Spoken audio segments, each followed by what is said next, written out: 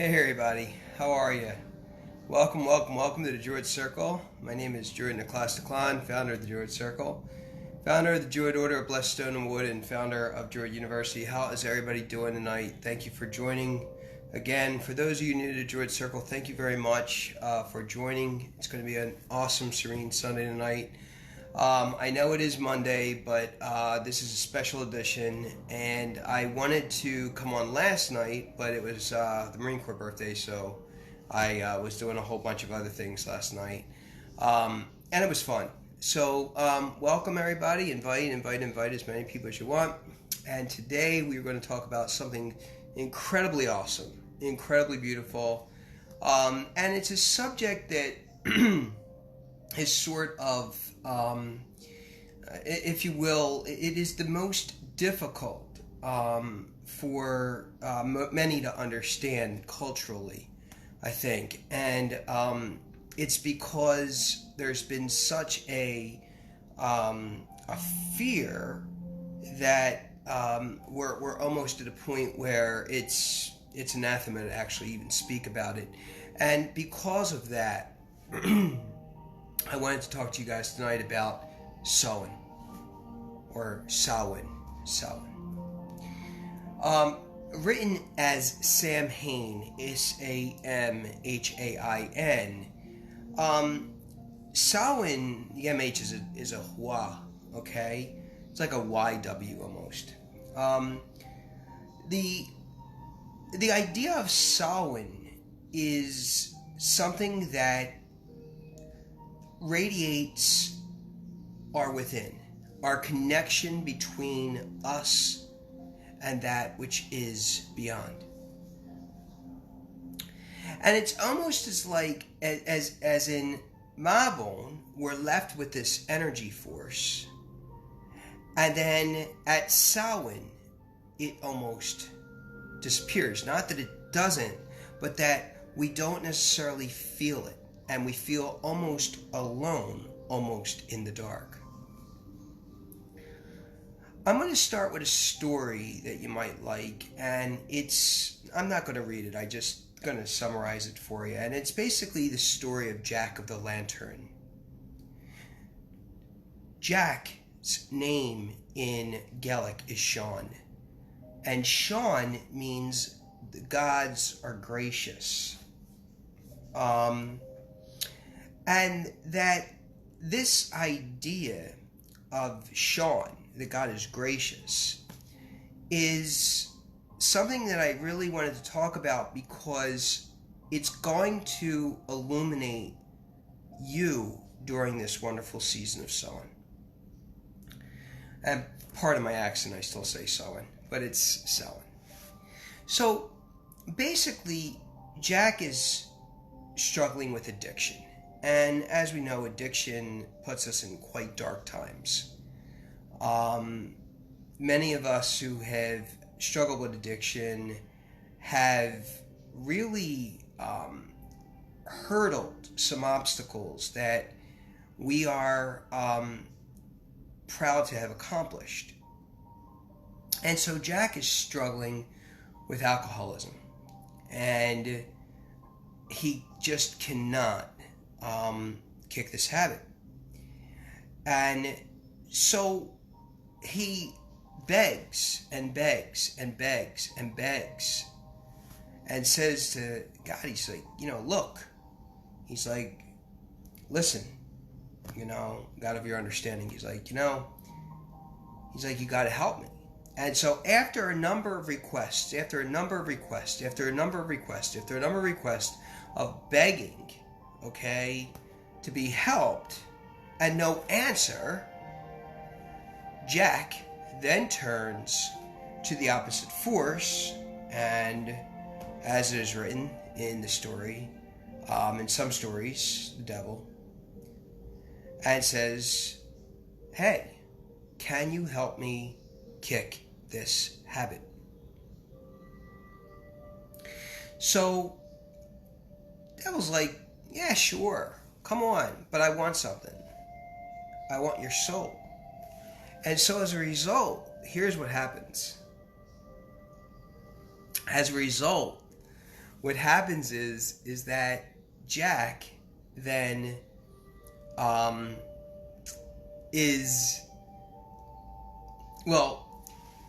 he then sort of tricks the devil into not actually selling his soul.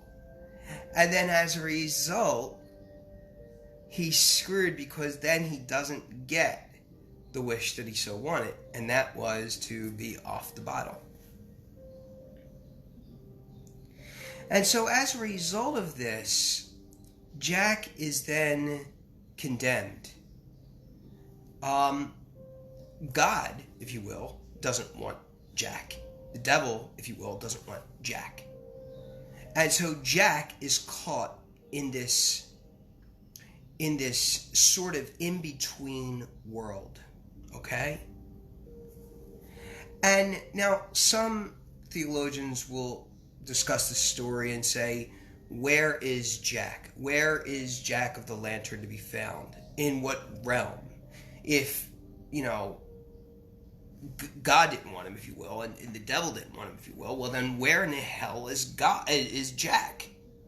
So some theologians will say that Jack is stuck in limbo.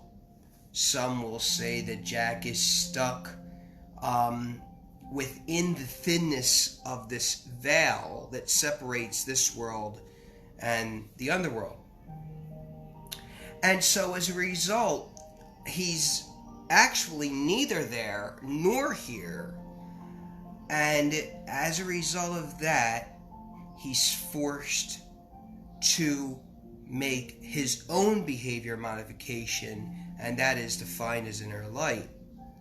And as a result, he becomes, and so God basically hands him this gift and says, here, take this pumpkin. Well, it wasn't really a pumpkin, but it could have been a potato. Probably, maybe not. I mean, remember, potatoes were not native to Ireland. But rather, it could have been a root vegetable of some sort. And so as a result, he then takes this and lights it up, and then he's sentenced to an eternity of lighting up the night sky. We can learn a lot from this story, because we in ourselves are Jack. And the reason why many of us don't celebrate, or start celebrating, I mean, I know some that do, and I know right now there's this whole thing going online on Christmas before Thanksgiving, or, Thanksgiving before Christmas, whatever the case is. And I'm a proponent of tradition and being conservative. I'm like, no, we don't put up a Yule tree until it's time, because I really do enjoy the seasons, and I want that season to last, right? I think what happens is that we get so caught up in the corporate world that we've been programmed to believe that all of the holidays become seasons, and we forget the season. Do you see what I'm saying? And so as a result of that, what ends up happening is that we forget that we are in line with time and earth, time father and earth mother, and that if we try to deceit that, then there is an internal upsetment between our own cosmos and chaos. So to keep the balance of the cosmos and chaos within our own life, we must then become the spark. We must become the lantern. In many churches today, there are these lanterns, and they light up, and they're always lit. Do you see what I'm saying? It's to show a sign that even in darkness there is light. And I think once a year it's off. But the point is that if we as people of the land understand the beauty and the nature of darkness, then we as a people of the land can believe in the light. We can't believe in the light unless we are immersed in the darkness. And that is the essence, I think, at least of Samhain, because what ends up happening is that we then ourselves become the light until the light of the sun happens again. Now, many would say that and argue that Samhain's thinnest, the point is the thinnest at Samhain, right? The point is the veil is the thinnest at Samhain. And others would argue that it is in their own specific season that they encounter and experience the thinnest part of the veil. I believe that it continues to thin up until Yule at the victory of the sun. But even so, I think that as a result of this, we shall be reminded of this story of Jack, the story of this eternal punishment, yet it's his own way of making up for what he caused on earth. And that is that when he became drunk, he became a very miserable person. And again, that's not necessarily the person speaking, it is the what? It's the alcohol speaking, right? And as a result of that, we can do things under different influences, whether they're corporeal or not, whether they're tangible or not. And so, if we continue to remember our lives in Samhain as a way of lighting up and being the spark and being the lantern for others, then we could continue to enjoy fall and continue to enjoy those beautiful fiery colors that the tree says enough is enough. It's time to go to bed. And then the tree begins to what? It begins to rest, right? Becomes it's almost like it's going to be time for it to sleep. And so it gathers all of its resources, pulls it all into its pith, into its soul, and that's why the leaves turn and fall, because the tree just can't support the leaves anymore. We then have to be the light ourselves. But it is an interesting thing that they do turn those bright yellows and those oranges, right? Isn't that beautiful? And so the story of Samhain, the story of Jack of the Lantern, is such that we then become that. We then become this person of light for others in their own darkness. That is the message that we must show others, is to be that light in the presence of darkness. That's why I personally continue to celebrate Samhain. I don't move up in seasons. Jeremiah and I, we like to keep things pretty traditional here and enjoy each season as each season happens. But I would say more that the focus is on the darkness and enjoy it. Face it. Let that darkness illuminate your best self.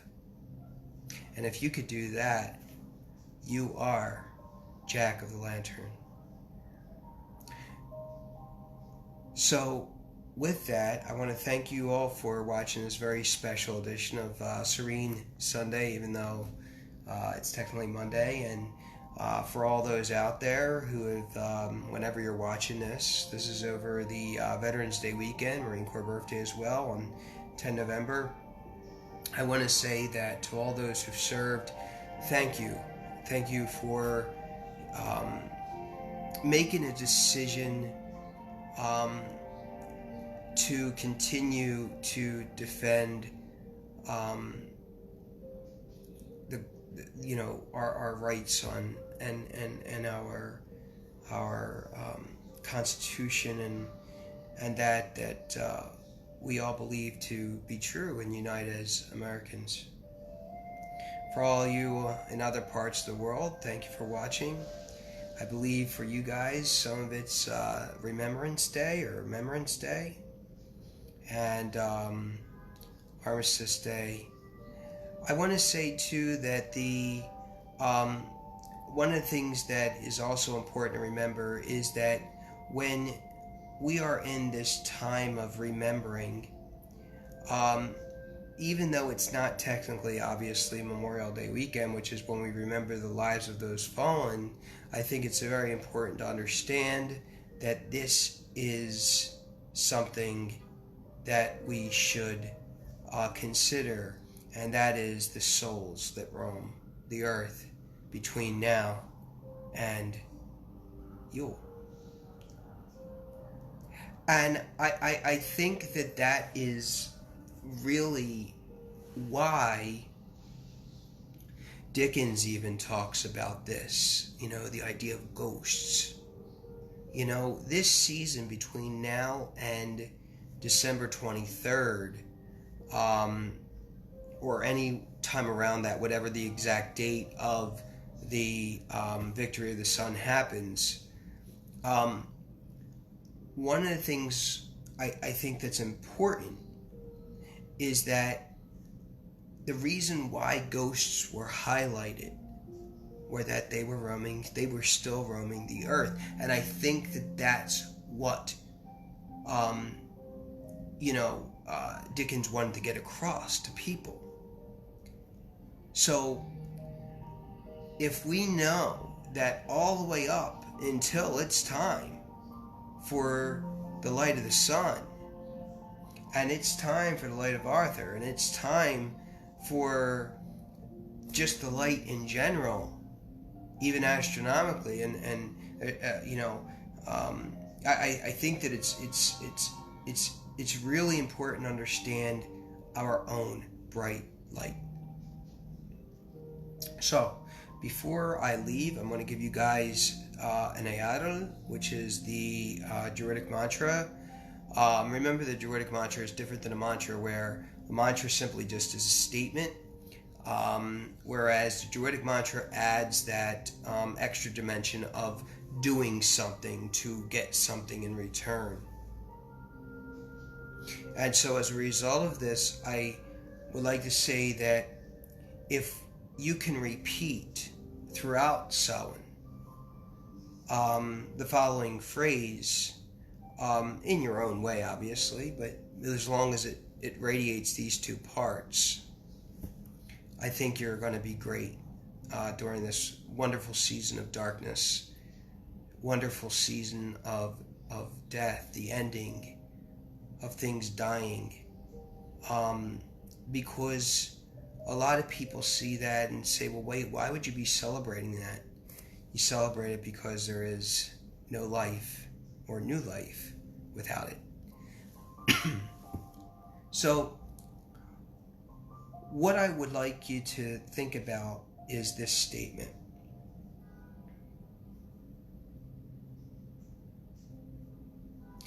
I swim because I have practiced how to swim. I swim because I have practiced how to swim. That's it. I swim because I have practiced how to swim. And if you say that, your darkness will quickly become light. So, time for a little Dreacht, little Dreacht, which is the magic portion of this. You guys are like, oh no.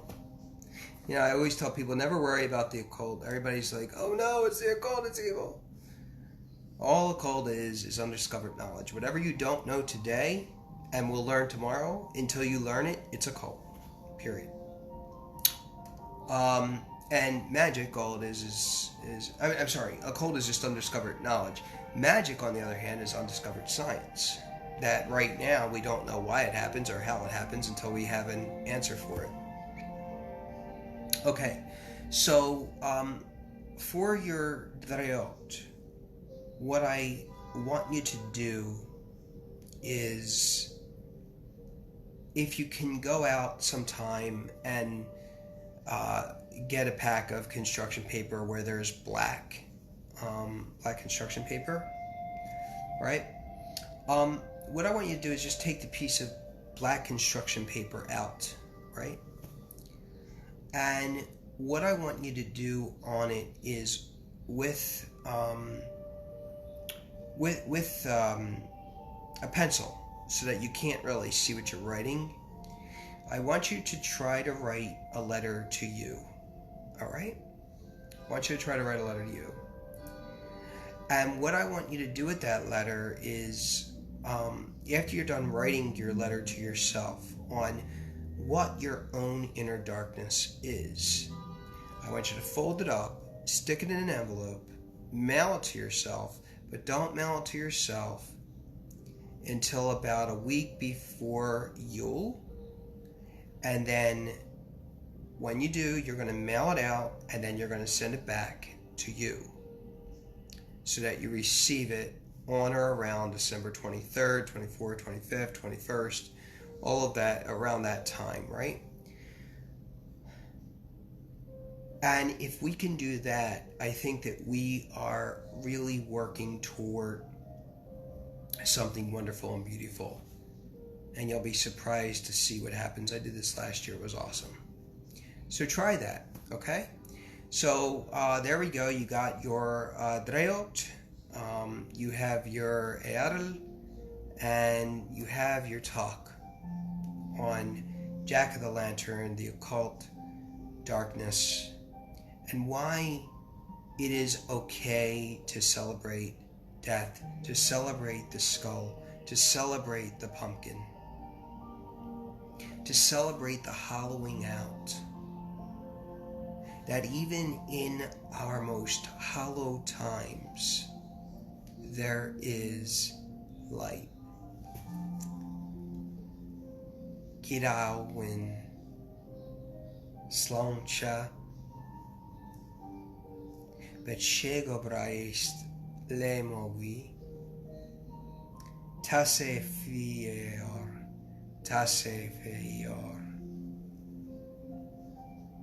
Arnit. Burn your torches through the night. And with that, your blessing. Okay. There we go, you guys. All right.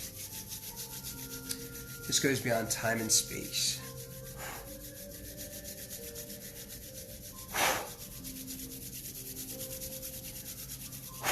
Wherever you're at. Wherever you're at.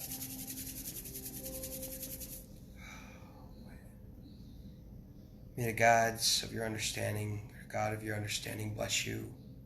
The goddesses keep you. May the mystical shine their light upon you. And may your ancestors remain with you forever and ever. World without end. Gidawin. Blessed be this day, blessed be this season. Be it thus. Be it thus. Thanks for watching, everybody.